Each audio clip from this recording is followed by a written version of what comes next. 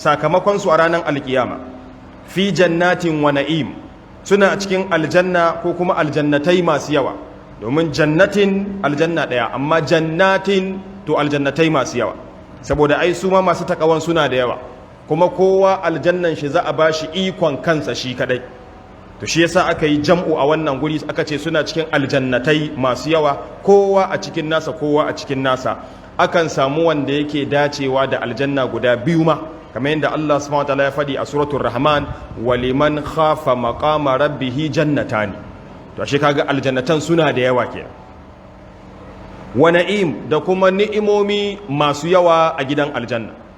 Ɗaya daga cikin malaman fassara ya ambata cewa wannan sura ta ɗan zo da ƙarin bayani a kan abin da surar da ta makwabce ta kawo, ita ce suratul zariyat wacce muka gama a wancan mako.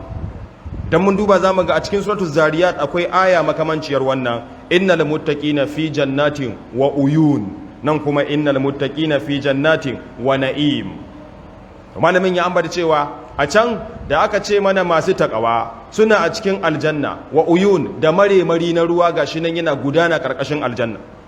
To a can sai ba a ci gaba da ambata mana abin da ke cikin aljannan ba, sai aka waiwayar da mu zuwa ga irin aikin da suka yi suka samu aljanna. Aka ce akizina bima atahum rabbuhum innahum kanu qabla zalika muhsinin kanu qalilan min al-layli ma yahja'un wa bil ashari hum yastaghfirun wa fi amwalihim haqqul lis-sa'ili wal mahrum, har izuwa karshe. Kaga can da aka faɗo aljanna sai ba a tafi cikin ta an ba mu labari ba, sai aka waiwayar da mu ga fa ayyukan da suka yi da wancan da wancan da wancan, shikenan. Sai ce to anan kuma sai ita wannan sura take a ƙara yi maka tafsiri, ko kuma take ƙara cike maka giɓin da waccan ta baka kanin labarai. To anan kuma sai ake warware maka, ita ma sai ta fara da innal muttaqina fi jannatin, sai ta ce to wa na'im, ma'ana ita yanzu za ta gaya ma ni'imomin da ke cikin aljanna, inda a waccan sura an baka kanin labaran, to yanzu za a warware maka.